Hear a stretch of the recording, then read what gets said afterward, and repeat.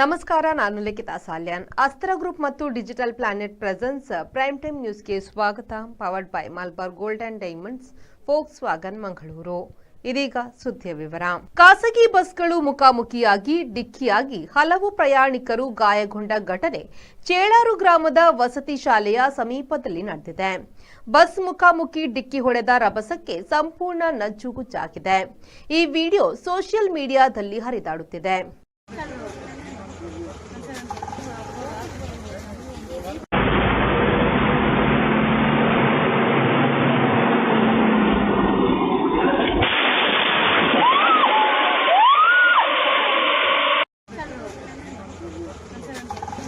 ಬಾಂಗ್ಲಾದೇಶವನ್ನು ವರ್ಷದಷ್ಟು ಹಿಂದೆ ಬಿಟ್ಟು ಹೋಗಿರುವ ಅಂದಿನ ಪ್ರಧಾನಿ ಶೇಖ್ ಹಸೀನಾರಿಗೆ ನ್ಯಾಯಾಂಗ ನಿಂದನೆಗಾಗಿ ಅಂತಾರಾಷ್ಟ್ರೀಯ ಅಪರಾಧ ನ್ಯಾಯಮಂಡಳಿಯು 6 ತಿಂಗಳ ಶಿಕ್ಷೆ ವಿಧಿಸಿದೆ. ಜಸ್ಟಿಸ್ ಗೋಲಾಂ ಮುತುರ್ಜಾ ಮೊಜುಮ್ದಾರ್ ಮುಂದಾಳ್ತನದ 3 ನ್ಯಾಯಾಧೀಶರಿದ್ದ ICT international crime tribunal ಈ ತೀರ್ಪು ನೀಡಿದೆ ಎಂದು ಢಾಕಾದಿಂದ ವರದಿಯಾಗಿದೆ. ಇದೇ ನ್ಯಾಯಾಂಗ ನಿಂದನೆ ಅಪರಾಧಕ್ಕಾಗಿ ಗೋವಿಂದ್ ಗಂಜ್ನ ಶಕೀಲ್ ಅಖಂಡ್ ಬುಲ್ಬುಲ್ ಅವರಿಗೂ 2 ತಿಂಗಳ ಶಿಕ್ಷೆ ವಿಧಿಸಲಾಗಿದೆ ಎಂದು ಢಾಕಾ ಟ್ರಿಬ್ಯೂನ್ ವರದಿ ಮಾಡಿದೆ. ಪ್ರಧಾನಿ ಇದ್ದಾಗ ಕಳೆದ ವರ್ಷ ವಿದ್ಯಾರ್ಥಿಗಳ ಚಳವಳಿ ದಮನಿಸುವಾಗ ಮಾನವ ಹಕ್ಕುಗಳ ಉಲ್ಲಂಘನೆ ಮಾಡಿದ್ದಾರೆ ಎಂದು ಐಸಿಎಂ ಹಸೀನಾರ ಮೇಲೆ ಚಾರ್ಜ್ ಶೀಟ್ ಒಪ್ಪಿತ್ತು. ಹಸೀನಾ ಅವರು ಅಮಾನವೀಯವಾಗಿ ಚಳವಳಿ ಮುರಿಯಲು ನೋಡಿದ್ದಾರೆಂದು ಪ್ರಾಸಿಕ್ಯೂಟರ್ ತಾಜುಲ್ ಇಸ್ಲಾಂ ವಾದಿಸಿದರು.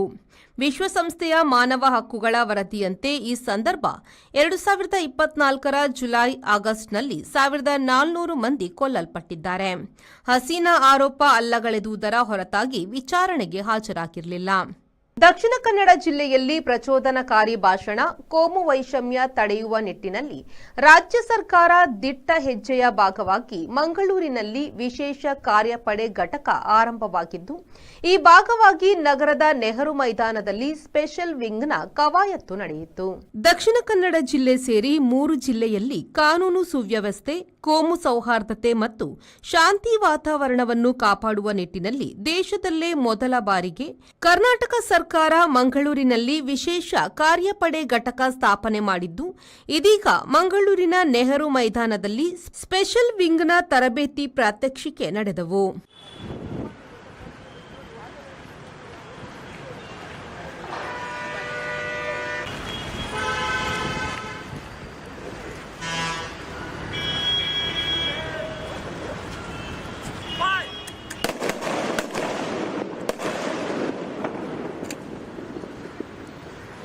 ಕೆಲವೊಂದು ಸಂದರ್ಭದಲ್ಲಿ ಅಹಿತಕರ ಘಟನೆ ತಡೆಯುವ ನಿಟ್ಟಿನಲ್ಲಿ ಆಂಟಿ ರೈವೋಟ್ಸ್ ಗನ್ ಮತ್ತು ಸ್ಟನ್ ಶೆಲ್ ಮೂಲಕ ಕವಾಯತ್ತು ನಡೆಸಿದರು.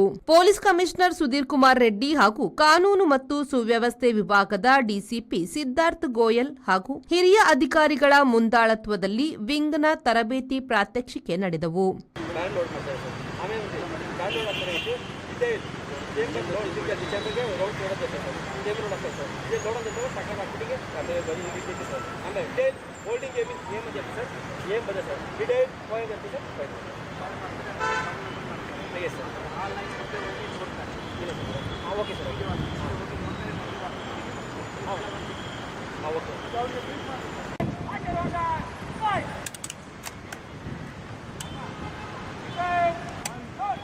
ಇದರಲ್ಲಿ ವಿಶೇಷ ಕಾರ್ಯಪಡೆ ಘಟಕದ ಆಪರೇಷನ್ ವಿಂಗ್ನ ಸುಮಾರು 95 ಜನ ಅಧಿಕಾರಿಗಳು ಮತ್ತು ಸಿಬ್ಬಂದಿಗಳು ಕವಾಯತ್ತಿನಲ್ಲಿ ಭಾಗವಹಿಸಿದ್ರು.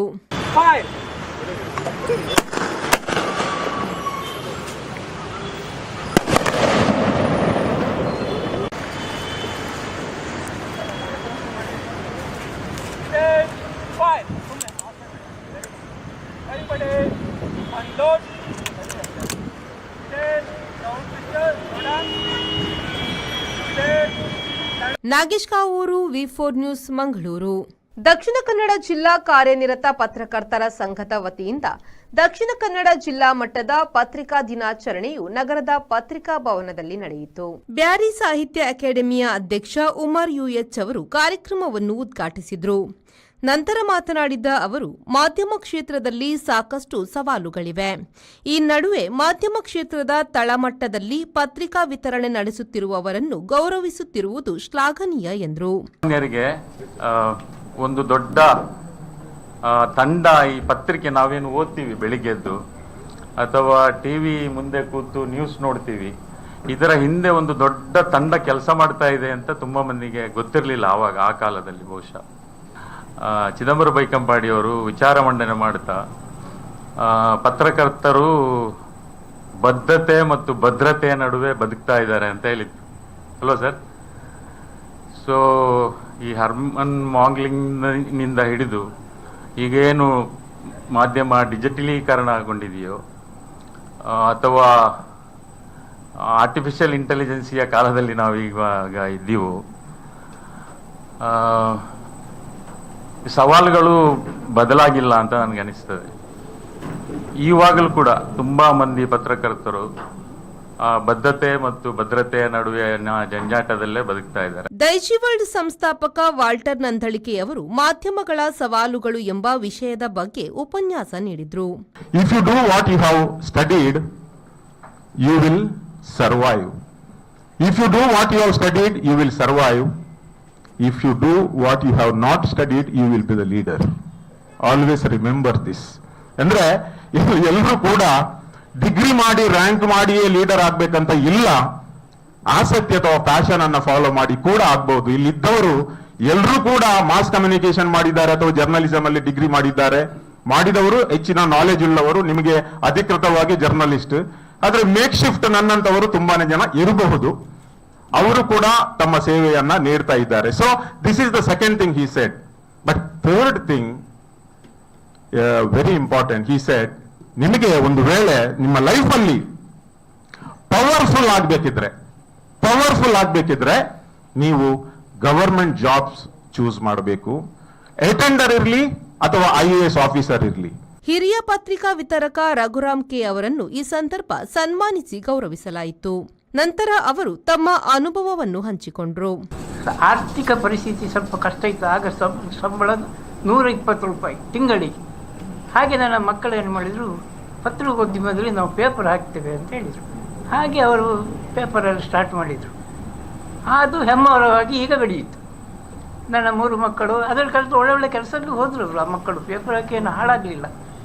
ಒಬ್ಬ ಕ್ಯಾಂಪದಲ್ಲಿ ಹೋದ, ಮತ್ತೊಬ್ಬ ಇನ್ನೊಂದು ಆಫೀಸ್ ಕೆಲಸ ಸಿಕ್ಕಿದ್ದು ಅದೇ ಪೇಪರ್ನಲ್ಲಿ 1 ರೂಪಾಯಿ ಸಂಬಳದಲ್ಲಿ.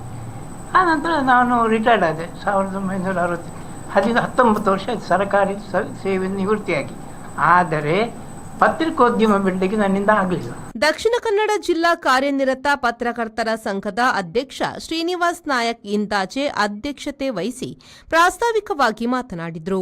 ವಾರ್ತಾ ಇಲಾಖೆಯ ಹಿರಿಯ ಸಹಾಯಕ ನಿರ್ದೇಶಕ ಖಾದರ್ ಶಾ, ಮಂಗಳೂರು ಪ್ರೆಸ್ ಕ್ಲಬ್ ಅಧ್ಯಕ್ಷ PB ಹರೀಶ್ ರೈ, ದಕ್ಷಿಣ ಕನ್ನಡ ನಿವೃತ್ತ ಅಪರ ಜಿಲ್ಲಾಧಿಕಾರಿ ಪ್ರಭಾಕರ್ ಶರ್ಮಾ, ಹಿರಿಯ ಪತ್ರಕರ್ತರಾದ ಚಿದಂಬರ ಬೈಕಂಪಾಡಿ, ಕುಮಾರನಾಥ್, KV ಜಾರ್ಜ್, ದಕ್ಷಿಣ ಕನ್ನಡ ಜಿಲ್ಲಾ ಪತ್ರಕರ್ತರ ಸಂಘದ ಉಪಾಧ್ಯಕ್ಷ ಭಾಸ್ಕರ ರೈ ಕಟ್ಟ, ಕೋಶಾಧಿಕಾರಿ ಪುಷ್ಪರಾಜ್ BN ಉಪಸ್ಥಿತರಿದ್ದರು. ಕಾರ್ಯದರ್ಶಿ ವಿಜಯ್ ಕೋಟ್ಯಾನ್ ಕಾರ್ಯಕ್ರಮ ನಿರೂಪಿಸಿದ್ರು. ಪ್ರಧಾನ ಕಾರ್ಯದರ್ಶಿ ಜಿತೇಂದ್ರ ಕುಂದೇಶ್ವರ ವಂದಿಸಿದ್ರು. Sharath Salian, V4 news, Mangaluru. SKSSF Abu Dhabi Karnataka ಮತ್ತು ಬ್ಲಡ್ ಹೆಲ್ಪ್ಲೈನ್ ಕರ್ನಾಟಕ ಇದರ ಜಂಟಿ ಆಶ್ರಯದಲ್ಲಿ 4ನೇ ಬಾರಿಗೆ ಸಾರ್ವಜನಿಕ ರಕ್ತದಾನ ಶಿಬಿರವು ಅಬುಧಾಬಿ ಖಾಲಿದಿಯಾದಲ್ಲಿರುವ ಸೇಹಾ ಬ್ಲಡ್ ಬ್ಯಾಂಕ್ನಲ್ಲಿ ಯಶಸ್ವಿಯಾಗಿ ನಡೆಯಿತು. ಸಾಮಾಜಿಕ ಹಾಗೂ ಧಾರ್ಮಿಕ ಕಾರ್ಯಕರ್ತ ಮಜೀದ್ ಬೋಳ್ವಾರು ಅವರು ರಕ್ತದಾನ ಮಾಡುವ ಮೂಲಕ ಚಾಲನೆಗೊಂಡ ಈ ಶಿಬಿರದಲ್ಲಿ ಒಟ್ಟು 86 ಮಂದಿ ರಕ್ತದಾನವನ್ನು ಮಾಡಿದ್ದು, ಅವರಲ್ಲಿ 3 ಮಂದಿ ಸಿಂಗಲ್ ಡೋನರ್ ಪ್ಲೇಟ್ಲೆಟ್ಸ್ ದಾನ ಮಾಡಿದ್ದಾರೆ. ರಕ್ತದಾನ ಪ್ರಕ್ರಿಯೆಯಲ್ಲಿ ಸೇಹಾ ಬ್ಲಡ್ ಬ್ಯಾಂಕಿನ ವೈದ್ಯಾಧಿಕಾರಿಗಳು ಹಾಗೂ ಸಿಬ್ಬಂದಿ ವರ್ಗ ಸಂಪೂರ್ಣ ಸಹಕಾರ ನೀಡಿದರು. ಶಿಬಿರದ ಮುಖ್ಯ ಸಂಯೋಜಕ ಮುನೀರ್ ಬೆಳ್ಳಾರೆ ಸಭಾ ಕಾರ್ಯಕ್ರಮದ ಅಧ್ಯಕ್ಷತೆಯನ್ನು ವಹಿಸಿದರು. ಈ ಸಂದರ್ಭ ಉಸ್ತಾದ್ ಶಹೀರ್ ಹುದವಿ, SKSSF ಅಬುಧಾಬಿ ಕರ್ನಾಟಕದ ಅಧ್ಯಕ್ಷ ಹನೀಫ್ ಹರಿಯಮೂಲೆ, ಕರ್ನಾಟಕ ಬ್ಯಾರಿ ಸಾಹಿತ್ಯ ಅಕಾಡೆಮಿ ಸದಸ್ಯರು ಹಾಗೂ ಖ್ಯಾತ ಸಾಹಿತಿ ಅನ್ಸಾರ್ ಕಾಟಿಪಳ್ಳ, ಬ್ಲಡ್ ಹೆಲ್ಪ್ಲೈನ್ ಕರ್ನಾಟಕದ ವ್ಯವಸ್ಥಾಪಕ ಸಿರಾಜುದ್ದೀನ್ ಪರ್ಲಡ್ಕ ಮತ್ತು ಕಾರ್ಯನಿರ್ವಾಹಕ ಶಾಫಿ ಮಾಣಿ ಹಾಗೂ ಇಕ್ಬಾಲ್ ಕನಕಮಜಲು, ಅಯಾನ್ ರಿಯಲ್ ಎಸ್ಟೇಟ್ ಇದರ ಮ್ಯಾನೇಜಿಂಗ್ ಡೈರೆಕ್ಟರ್ ಅನ್ಸಾರ್ ಬೆಳ್ಳಾರೆ ಹಾಗೂ KMCC ಪ್ರಮುಖರಾದ ಅಜೀಜ್ ಪರ್ಮುದೆ ಮತ್ತಿತರರು ಕಾರ್ಯಕ್ರಮದಲ್ಲಿ ಉಪಸ್ಥಿತರಿದ್ದರು. ಕಾರ್ಯಕ್ರಮವನ್ನು ಎಸ್ಕೆಎಸ್ಎಸ್ಎಫ್ ಅಬುಧಾಬಿ ಕರ್ನಾಟಕ ಸಮಿತಿಯ ಪ್ರಧಾನ ಕಾರ್ಯದರ್ಶಿ ಹಾಫಿಳ್ ಝೈನಿ ಸಕಾಫಿ ನಿರೂಪಿಸಿ ಬಶೀರ್ ಕೋಡ್ಲಿಪೇಟೆ ಧನ್ಯವಾದ ಸಮರ್ಪಿಸಿದರು. ಧಾರ್ಮಿಕ ಕ್ಷೇತ್ರದೊಂದಿಗೆ ಸಾಮಾಜಿಕ ಸೇವೆಯಲ್ಲೂ ಮುಂಚೂಣಿಯಲ್ಲಿರುವ ಎಸ್ಕೆಎಸ್ಎಸ್ಎಫ್ ಅಬುಧಾಬಿ ಕರ್ನಾಟಕ ಮತ್ತು ಬ್ಲಡ್ ಹೆಲ್ಪ್ಲೈನ್ ಕರ್ನಾಟಕ ಇದರ ಜಂಟಿ ಕಾರ್ಯಕ್ಕೆ ಎಲ್ಲೆಡೆ ಮೆಚ್ಚುಗೆ ವ್ಯಕ್ತವಾಗಿದೆ. ಅಮೆರಿಕ ಸಂಯುಕ್ತ ಸಂಸ್ಥಾನದ ಫೆಡರಲ್ ಬ್ಯೂರೋ ಆಫ್ ಇನ್ವೆಸ್ಟಿಗೇಷನ್ ಈಗ 10ರಲ್ಲಿ ಒಬ್ಬರು ಈ ಮೋಸ್ಟ್ ವಾಂಟೆಡ್ ಪರಾರಿ ಮಹಿಳೆ ಎಂದು ಸಿಂಡಿ ಬಗೆಗೆ ಬಹುಮಾನ ಸಹಿತ ಅಂತಾರಾಷ್ಟ್ರೀಯ ಪ್ರಕಟಣೆ ನೀಡಿದೆ. ಸಿಂಡಿ ರಾಡ್ರಿಗೆಸ್ ಸಿಂಗ್ ತಲೆಗೆ ಹಿಂದೆ $25,000 ಬಹುಮಾನ ಘೋಷಿಸಿದ್ದನ್ನು ಈಗ $2,50,000 ಏರಿಸಲಾಗಿದೆ. 2023 ಮಾರ್ಚ್ 22ರಂದು 40 ಪ್ರಾಯದ ಸಿಂಡಿ, ಆಕೆಯ ಗಂಡ ಅರ್ಷದೀಪ್ ಸಿಂಗ್ ಹಾಗೂ 6 ಮಕ್ಕಳು ಟೆಕ್ಸಾಸ್ನಿಂದ ಭಾರತದತ್ತ ಹೋಗುವ ವಿಮಾನ ಹತ್ತಿದ್ದಾರೆ. ಕೊನೆಯ ಅವಳಿಗಳಲ್ಲಿ ಒಬ್ಬನಾದ 6 ವರ್ಷದ ನೋವೆಲ್ ಆಲ್ವರಿಸ್ ಇರಲಿಲ್ಲ. ದಿವ್ಯಾಂಗನಾದ ಬಾಲಕ ಆ ಕುಟುಂಬಕ್ಕೆ ಒಂದು ಹೊರೆಯಾಗಿದ್ದ.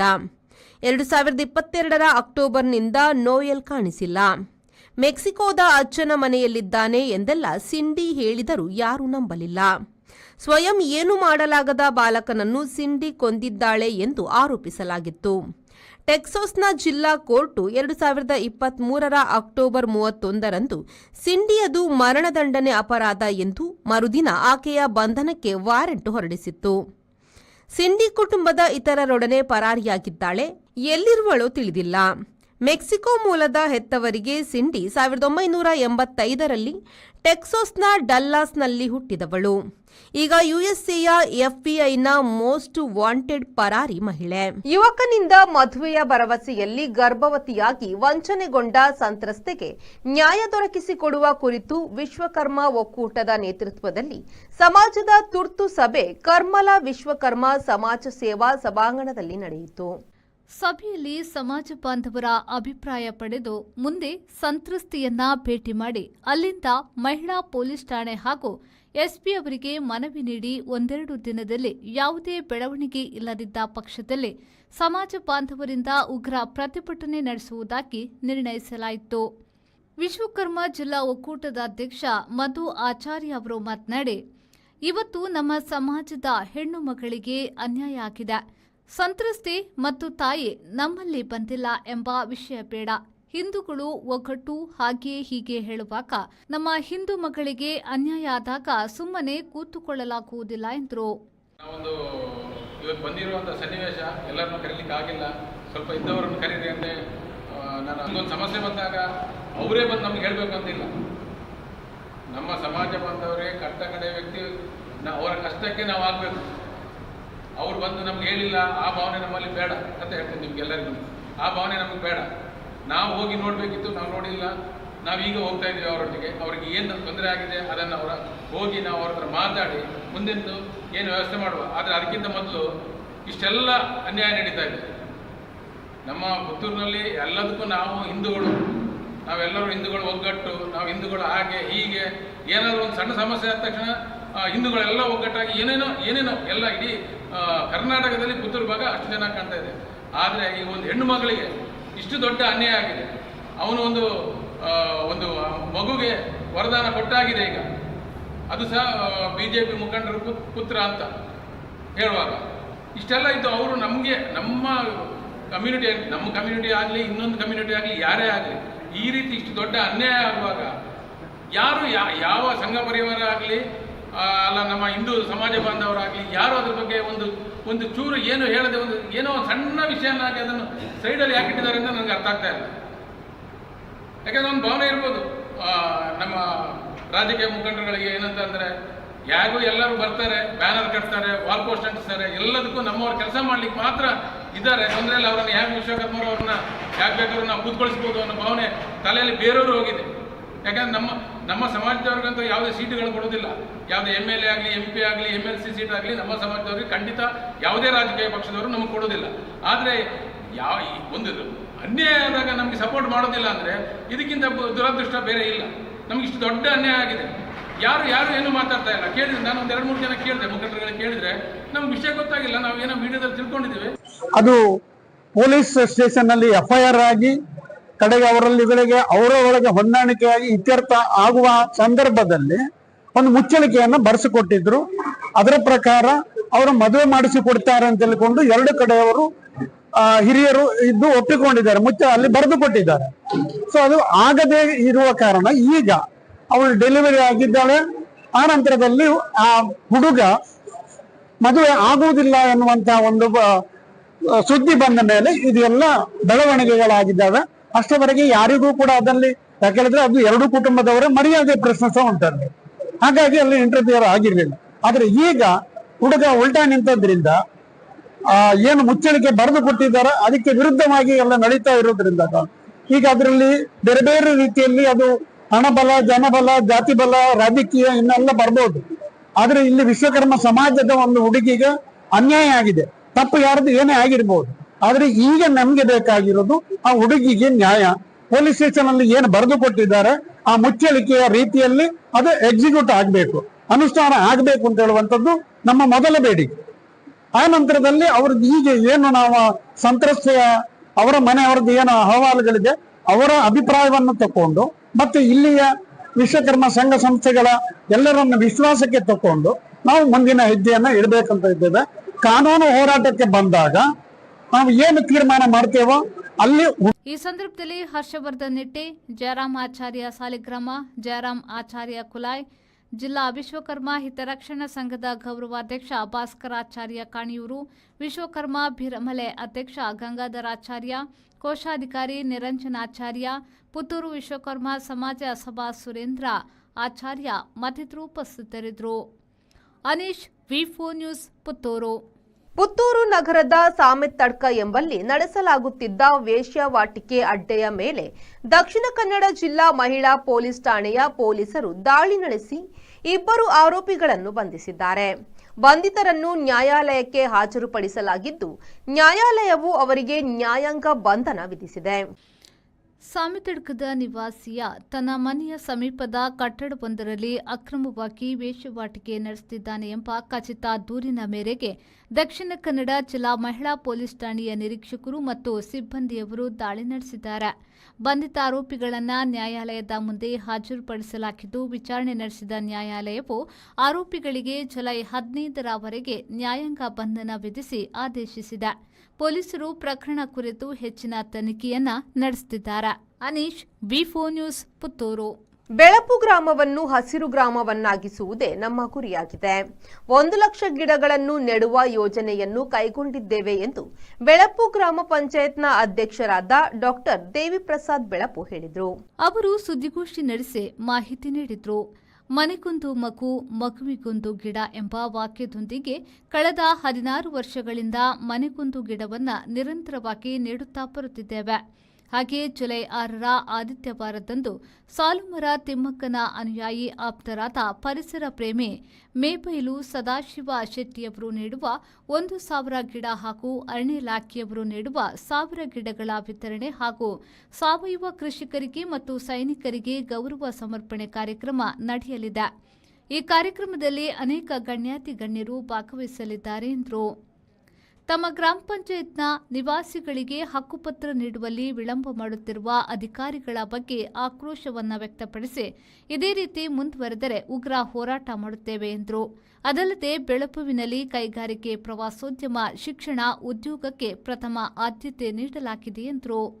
ಹಸಿರು ಗ್ರಾಮವನ್ನಾಗಿಸುವಂತಹ ಸಂಕಲ್ಪವನ್ನು ಹೊಂದಿ ಸುಮಾರು 20 ವರ್ಷಗಳ ಹಿಂದೆ ಅಲ್ಲಲ್ಲಿ ನಾವು ಗಿಡ ನೆಡುವಂಥ ಕೆಲಸಗಳನ್ನು ಪ್ರಾರಂಭ ಮಾಡಿದ್ವಿ.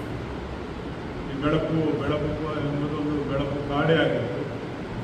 ಅದೆಲ್ಲ ಏಕೇಶದ ಬೇರೆ ಬೇರೆ ಗಿಡಗಳು ನೆಡ್ತಿದ್ವು. ಅದರಿಂದ ನೀರಾವರಿಗೆ ತೊಂದರೆ ಆಗ್ತದೆ ಮತ್ತು ಭೂಮಿಗೆ ತೊಂದರೆ ಆಗ್ತದೆ ಎಂಬ ಉದ್ದೇಶದಿಂದ ಸಾಮಾಜಿಕ ಅರಣ್ಯ ಇಲಾಖೆ ಮತ್ತು ಪಂಚಾಯತ್ ಒಡಂಬಡಿಕೆಯಿಂದ ಈ ಅರಣ್ಯ ಆಗಿತ್ತು. ನಂತರ ನಾವು ಅದನ್ನೆಲ್ಲ ಕಟಾವುಗೊಳಿಸಿ ಅದಕ್ಕೂ ಹೋರಾಟ ಮಾಡಿ 50% ಅನುದಾನವನ್ನು ಪಂಚಾಯತ್ಗೆ ತರಿಸಿ ನಾವು ಈ ಗ್ರಾಮದಲ್ಲಿ 1 ಲಕ್ಷ ಸಸಿ ನೆಟ್ಟು ಬೆಳೆಸುವಂಥ ಯೋಜನೆಯನ್ನು ಕೈಗೊಂಡು ಮನೆಗೊಂದು ಮಗು, ಮಗುವಿಗೊಂದು ಗಿಡ ಎಂಬ ವಾಕ್ಯದೊಂದಿಗೆ ನಾವು ಪ್ರತಿ ವರ್ಷ ರೈತರ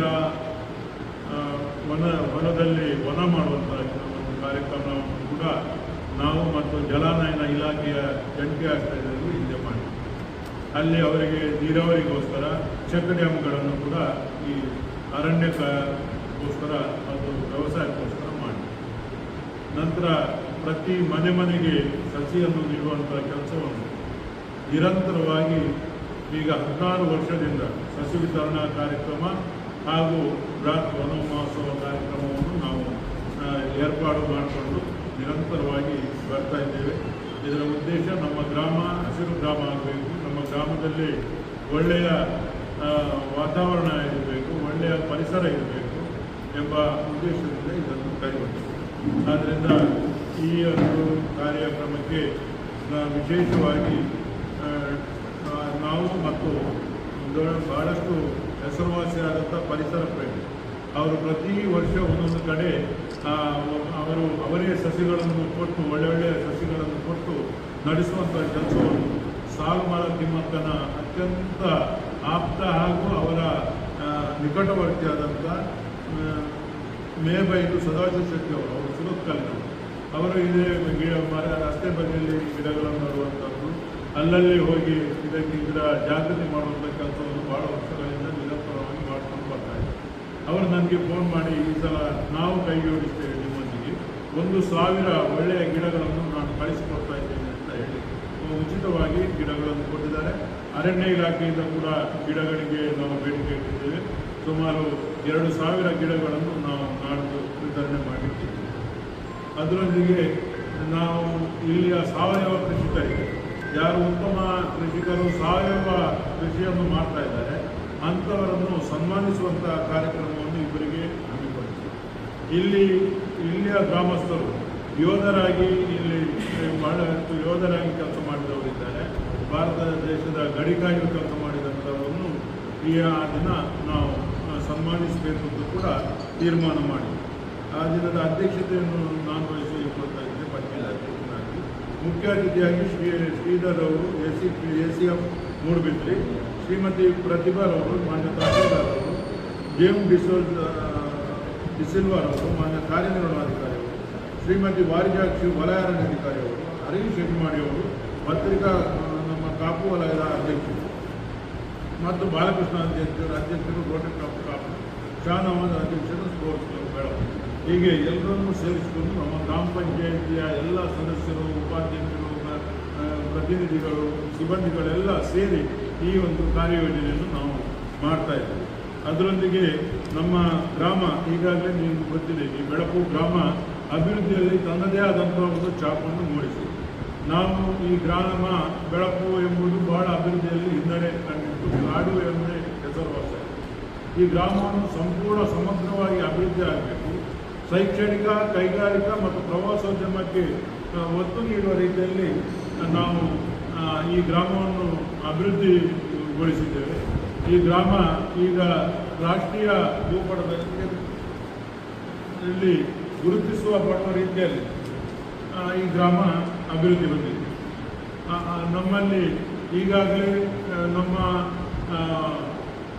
ಪ್ರಾಥಮಿಕ ಶಿಕ್ಷಣ ಕೇಂದ್ರದಲ್ಲಿ ಇವತ್ತು ಪೇಪರಲ್ಲಿ ನೋಡಿದ್ದೀವಿ, ಎಲ್ಲ LKG UKG ಪ್ರಾರಂಭ ಮಾಡಬೇಕು ಅಂತ ನಿರ್ಧಾರ ಮಾಡಿದೆ ಸರ್ಕಾರ.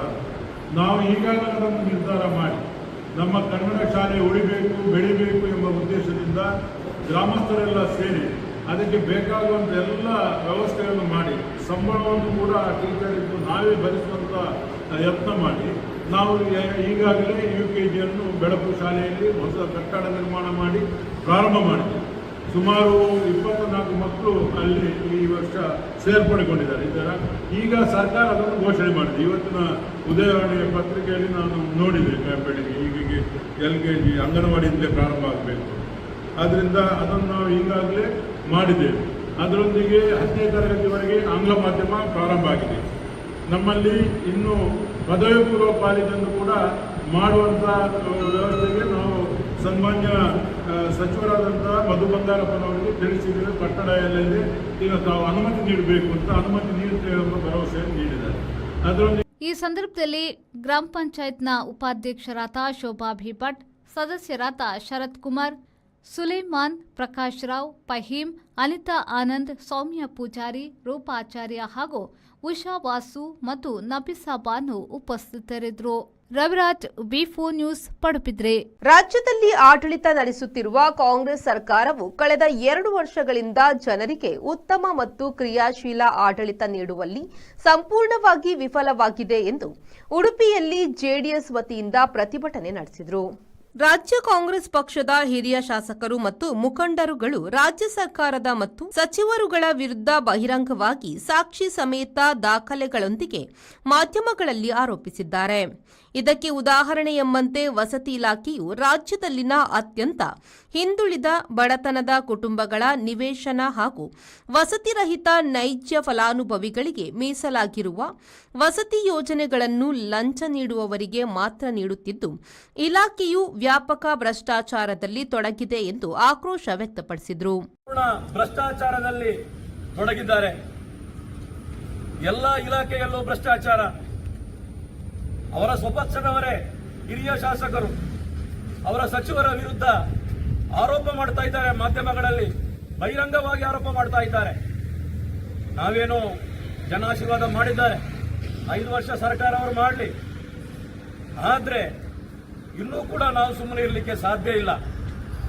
ಇಡೀ ರಾಜ್ಯಾದ್ಯಂತ ನಮ್ಮ ನಾಯಕರಾದ ಕುಮಾರಸ್ವಾಮಿ ಅವರು ದೇವೇಗೌಡರ ಮಾರ್ಗದರ್ಶನದೊಂದಿಗೆ, ನಿಖಿಲ್ ಕುಮಾರಸ್ವಾಮಿ ಅವರ ನೇತೃತ್ವದೊಂದಿಗೆ ಎಲ್ಲ ಕಡೆಯೂ ಕೂಡ ಪ್ರತಿಭಟನೆ ಆಗ್ತಾ ಇದೆ. ಜನರೇ ದಂಗೆ ಹೇಳ್ತಾ ಇದ್ದಾರೆ. ಯಾವ ರೀತಿಯ ಭ್ರಷ್ಟಾಚಾರ ಅಂದ್ರೆ, ರಾಜೀವ್ ಗಾಂಧಿ ವಸತಿ ಯೋಜನೆಯಲ್ಲಿ ತಾವೆಲ್ಲ ನೋಡಿದ್ದೀರಿ. ಯಾರು ಆ ಹಿಂದುಳಿದ ವರ್ಗದವರು, ಬಡವರು, ವಾಸ್ತವ್ಯ ಇಲ್ಲದವರಿಗೆ, ವಸತಿ ಇಲ್ಲದವರಿಗೆ ವಸತಿ ಕೊಡುವ ಬದಲು ಯಾರು ಲಂಚವನ್ನು ಕೊಡ್ತಾರೆ ಅವರಿಗೆ ಮನೆಯನ್ನು ಕೊಡ್ತಾ ಇರುವಂತಹದ್ದು. ಇದು ನಾವು ಹೇಳುವಂತಹದ್ದಲ್ಲ. ಅವರ ಸ್ವಪಕ್ಷದವರೇ ಆರೋಪವನ್ನು ಮಾಡ್ತಾ ಇದ್ದಾರೆ, ಬಹಿರಂಗವಾಗಿ ಆರೋಪವನ್ನು ಮಾಡ್ತಾ ಇದ್ದಾರೆ. ಪರಿಶಿಷ್ಟ ವರ್ಗದವರ ಆ ಅನುದಾನವನ್ನು ಹೇಗೆ ದುರುಪಯೋಗಪಡಿಸಿಕೊಂಡ್ರು ನಮ್ಗೆಲ್ಲರಿಗೂ ಗೊತ್ತಿದೆ. ಈ ರಾಜ್ಯದಲ್ಲಿ ಈ ಸರ್ಕಾರ ಸಂಪೂರ್ಣವಾಗಿ ಭ್ರಷ್ಟಾಚಾರದಲ್ಲಿ ತೊಡಗಿದೆ. ರಾಜಕೀಯ ನಿಷ್ಕ್ರಿಯಗೊಂಡಿದೆ, ಅವರ ಆಡಳಿತ ನಿಷ್ಕ್ರಿಯಗೊಂಡಿದೆ. ಜನಸಾಮಾನ್ಯರು ಬೆಲೆ ಏರಿಕೆಯಿಂದ ತತ್ತರಿಸಿದ್ದಾರೆ. ಏನು ಭಾಗ್ಯಗಳು ಇವರು ಕೊಡ್ಲಿ, ನಾವು ಭಾಗ್ಯವನ್ನು ಕೊಡುವುದು ಬೇಡ ಅಂತ ಹೇಳೋದಿಲ್ಲ. ಎಲ್ಲ ಜನಸಾಮಾನ್ಯರಿಗೆ ಹೊರೆಯನ್ನು ಮಾಡುವ ಮುಖಾಂತರ, ಬೆಲೆ ಏರಿಕೆಯನ್ನು ಮಾಡುವ ಮುಖಾಂತರ, ಎಲ್ಲಾ ರೀತಿಯ ಬೆಲೆ ಏರಿಕೆಯನ್ನು ಮಾಡುವ ಮುಖಾಂತರ ಜನವಿರೋಧಿ ಸರ್ಕಾರ ಆಗಿ ಈ ಸರ್ಕಾರ ಈಗ ತಾನೇ ಆಡಳಿತವನ್ನು ಮಾಡ್ತಾ ಇದೆ. ಈ ಸರ್ಕಾರಕ್ಕೆ ಎಲ್ಲರೂ ಕೂಡ ಜನರೇ ಎಚ್ಚರಿಕೆಯನ್ನು ನೀಡ್ತಾ ಇದ್ದಾರೆ. ಎಲ್ಲ ಇಲಾಖೆಗಳಲ್ಲೂ ಭ್ರಷ್ಟಾಚಾರ ತಾಂಡವಾಡ್ತಾ ಇದೆ. ನಾವು ಈ ಸರ್ಕಾರಕ್ಕೆ ಎಚ್ಚರಿಕೆಯನ್ನು ಕೊಡ್ತೇವೆ. ಈ ಸಂದರ್ಭದಲ್ಲಿ ಕಾರ್ಯಾಧ್ಯಕ್ಷರಾದ ವಾಸುದೇವರಾವ್, ರಾಜ್ಯ ಕಾರ್ಯದರ್ಶಿ ಸುಧಾಕರ್ ಶೆಟ್ಟಿ, ಜಿಲ್ಲಾ ಪ್ರಧಾನ ಕಾರ್ಯದರ್ಶಿ ಜಯರಾಮಾಚಾರ್ಯ, ಮಾಜಿ ಜಿಲ್ಲಾಧ್ಯಕ್ಷರಾದ ದಕ್ಷತ್ ಶೆಟ್ಟಿ, ರಾಜ್ಯ ಕಾರ್ಯದರ್ಶಿ ಗಂಗಾಧರ ಬಿರ್ತಿ, ಉದಯ್ ಹೆಗ್ಡೆ, ನಾಯಕರುಗಳಾದ ಚಂದ್ರಹಾಸ ಯರ್ಮಾಳ್, ಬ್ಲಾಕ್ ಅಧ್ಯಕ್ಷರುಗಳಾದ ಸಂದೇಶ್ ಭಟ್ ಮತ್ತು ಶ್ರೀಕಾಂತ್ ಹೆಬ್ರಿ ಮತ್ತಿತರರು ಪಾಲ್ಗೊಂಡಿದ್ದರು. Raviraj, V4 news, Udupi. ಇದು ಇವತ್ತಿನ ಪ್ರಮುಖ ಸುದ್ದಿ. ನಿರಂತರ ಸುದ್ದಿ ಮತ್ತು ಮನರಂಜನೆಗಾಗಿ ನೋಡ್ತಾ ಇರಿ V4 ನ್ಯೂಸ್.